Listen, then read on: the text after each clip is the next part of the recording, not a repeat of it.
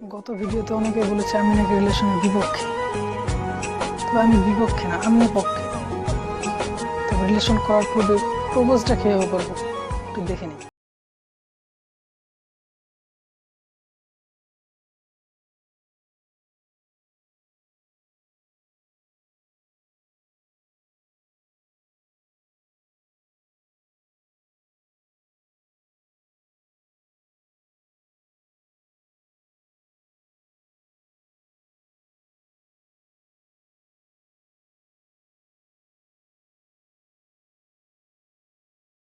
থাকাটা দোষের না, না থাকাটাই দোষের।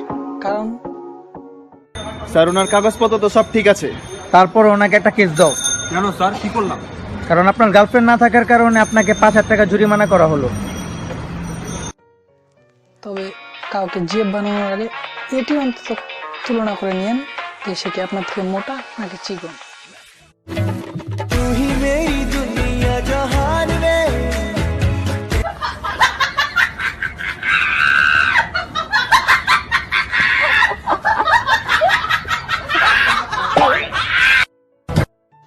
ভালোবাসার কিছু মুহূর্ত ঠিক এমনই হওয়া চাই।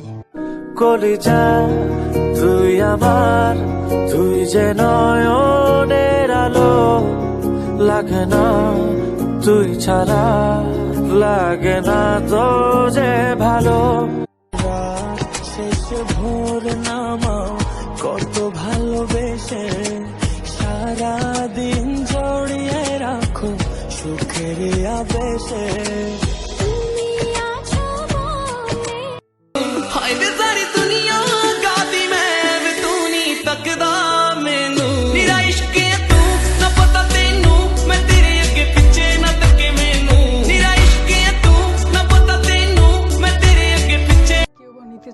আবার কেউ বা দিতে চাই, কে কোনটা নিতে চায় আবার কোনটা দিতে চাই, সেটাকে বিয়ের আগে নাকি পরে, চলুন না একটু দেখে আসি। এতগুলো ডে গেছে, তুমি আমাকে কিছু দিছো বলো? রোজ ডে গেল, প্রপোজ ডে গেল, টেডি ডে গেল, চকলেট ডে গেল, তুমি আমাকে কিছু দিছো বলো? কিস ডে দিতে তুমি আমার ফোনটাই রিসিভ করো নাই। এইসব rose day, propose day, chocolate day, promise day, kiss day, hug day, after all Valentine day, এইসব না বিয়ের আগেই হয়। বিয়ের পরে চা দে, নাস্তা দে, রুমাল দে, কম্বল দে, রাইন্দা দে, সব শেষে আমাকে বাঁচতে দে। যারা বিড়ি সিগারেট খায়, ইভেন মদ গাঁজা খায়, তাদের খারাপ বলা যায় না, না সত্যি তাদের খারাপ বলা যায় না। তাদের গল্পের পিছনে লুকিয়ে আছে অন্য একটি গল্প। তাদের গল্পের পিছনে লুকিয়ে আছে তার হারিয়ে যাওয়া ভালোবাসা। এই বাবু শোনো না, তুমি আর সিগারেট খাও না। সিগারেট খেলে তো মানুষ মরে যায় বলো। আমি তো চাই না তুমি এত তাড়াতাড়ি হারিয়ে যাও। সিগারেট খাও না, হ্যাঁ? হায় রে, শপিং করে যখন জানটা শেষ করে ফেলে তখন কিচ্ছু হয় না, আর এখন স্মোকিং করলেই আমি মরে যাব। কত মায়া রে। কি চিন্তা করো তুমি ওদিকে তাকায় তাকায়? ওইটাই চিন্তা করতেছিলাম যে স্মোকিং কজেস ক্যান্সার। স্মোকার তো খারাপ, আমি মারা যাবো। হ্যাঁ, আর কোনো কিছু করলে আমি মারা যাই না, তাহলে এইটার কারণে। আর এই রিলেশনটা বেশি দিন চলার পর ফাটল ধরতে শুরু করে, ঠিক এভাবেই।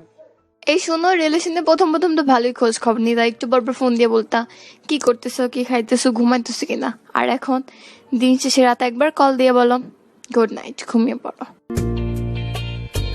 কালকে রাত 1:45 6 সেকেন্ড পর্যন্ত তুমি অনলাইনে ছিলে।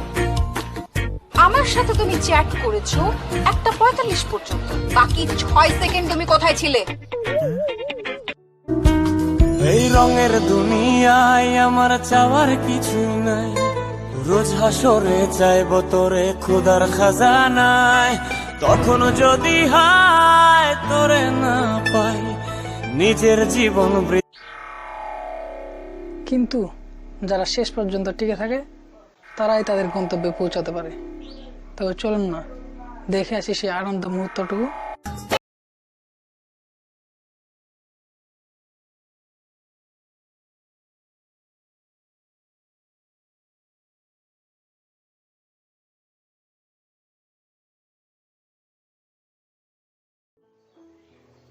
বরাবরের মতো এখানে বিদায় নিচ্ছি।